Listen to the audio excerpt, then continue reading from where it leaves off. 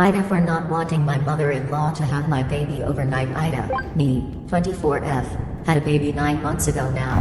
Me and my mother-in-law have never really seen eye to eye due to me not agreeing with her parenting style. My partner, 27M, has always agreed with any choice I have made towards our daughter and has always tried his best to help me and her as much as he can.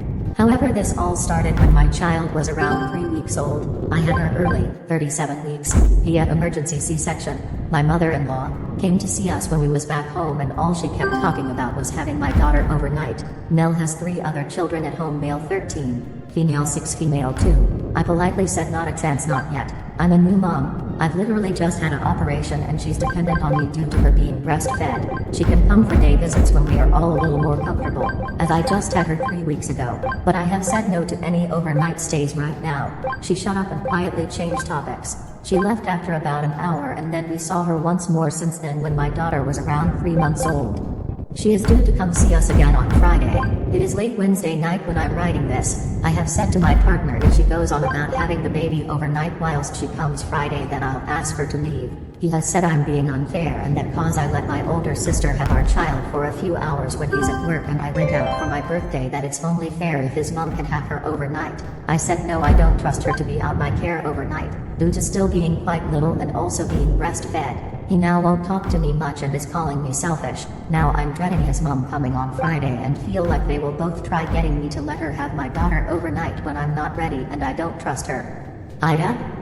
Just to add, she's always had a bit of trouble with her children. She has 6 children. She has my partner, a daughter who doesn't live with her due to moving for university, and then she also has twin boys. One lives with his dad and other lives at home with her and her 2 younger girls. The twins aren't allowed to both live with her. Social services say so, and with her having social around and the police at her door all the time due to the twin boy who lives with her, that's another part to my reasoning of her not having my daughter overnight, as I don't want her to be exposed to all that yet as she's still young. Am I wrong for leaving my boyfriend over text? So I, 19F, left my ex-boyfriend, 20M, over text because I was finally done with him being disrespectful of my space as well as my home. He never cleaned unless I yelled at him to do it, always left my home a mess, doesn't have a job, only leaves to spend time with friends, and gets mad when I ask him to stay home and help me pick up his mess. My mom thinks I should have stayed with him till after the move because then he would have time to find a job and a new place. I was with him for 3 years and he didn't have a job through the whole thing. I worked a full-time job the whole relationship. He always made me feel like shit when I didn't give him spicy time. I just couldn't do things like that when I am constantly stressed out. My mom privately messages him to make sure he is okay, but tells my stepdad that she is disappointed in me and that she raised me better than that. I sent it over text because in the past when I tried to break up with him, he would yell and scream at me about how he does everything, but I have 3 years worth of proof that he is messy and doesn't clean. I am at a loss, so Reddit Ada. I'm obsessed with the movie 13 and I don't know if I should be worried about that. I'm a 20-year-old female watching this movie over and over again. I'm obsessed with it because it reminds me of a friendship that happened almost same way that ended when I just turned 18. When I was a minor, I did drugs with these 2 girls and peer pressured into things, then to be only told by a lot of people that I was a bad influence. Because they lied. Besides of the sexual nature, I relate to almost everything in this movie. Even though I've only been through half of it. I've been watching it every second day and I'm just obsessed with it, but I'm worried because I'm a 20-year-old, watching 13-year-old girls ruin their life and do gross things.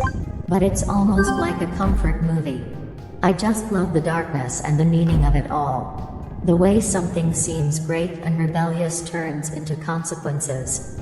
But still I feel gross watching all the time, makes me feel like something wrong with me. Dad didn't invite me or my sister to Thanksgiving. The holidays are usually really hard for me, especially having divorced parents. We always used to split holidays and switch off going with my mom or dad. I used to love going with my dad and see his family, but for about 8 years now the whole family doesn't really get together anymore.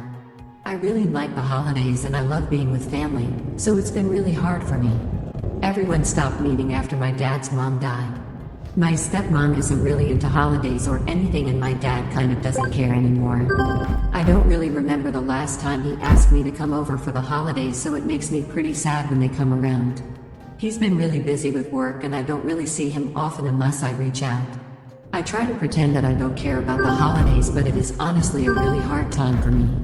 Since he didn't reach out this year, I asked if we could meet for dinner this week, and him and my sister got dinner. I asked if he had any plans for tomorrow, and he said he was going to spend it with my stepbrother and his wife. For some reason this is really bothering me now and I feel really hurt. I wasn't really bothered when he didn't celebrate them, but now thinking he is spending them with my stepbrother and not inviting me is really fucking with me. I just don't understand and I feel like I'm being stupid for being upset. I feel abandoned and like he doesn't care about me. Disappointed face. Would if I told my parents what my brother really spends his money on? I, 29F, have an older brother, 33M, who recently came to me asking to borrow money.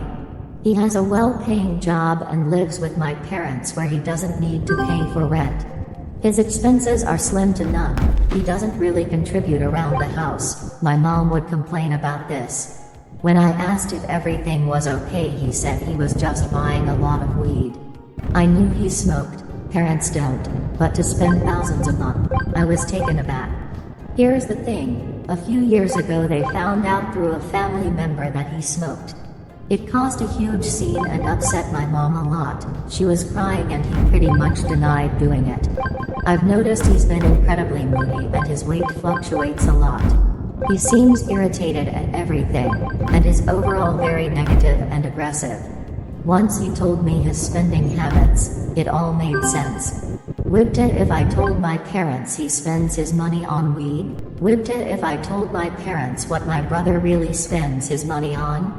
I, 29F, have an older brother, 33M, who recently came to me asking to borrow money. He has a well-paying job and lives with my parents where he doesn't need to pay for rent.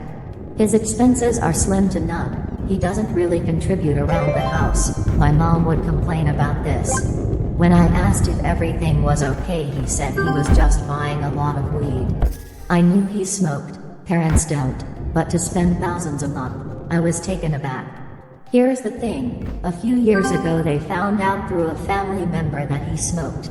It caused a huge scene and upset my mom a lot. She was crying and he pretty much denied doing it. I've noticed he's been incredibly moody and his weight fluctuates a lot. He seems irritated at everything, and is overall very negative and aggressive.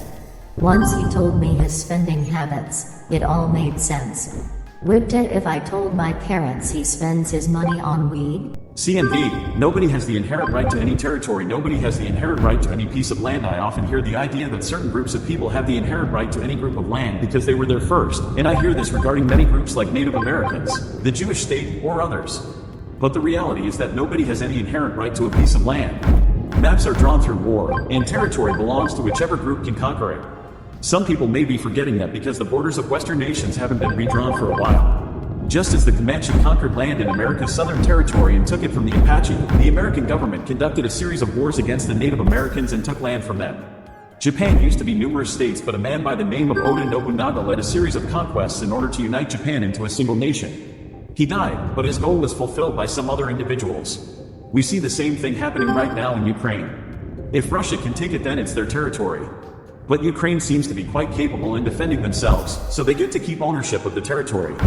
And the same thing is happening in Gaza right now. If Hamas can defend the territory, then they can keep it, but otherwise they might lose it. This might sound insensitive, but this is just the way the world works and is how it has always worked.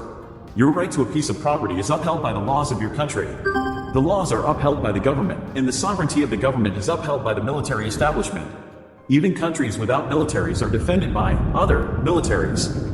Maps are drawn by war, unless they can be settled diplomatically. It doesn't matter if you were there first. Am I wrong for using my vibrator?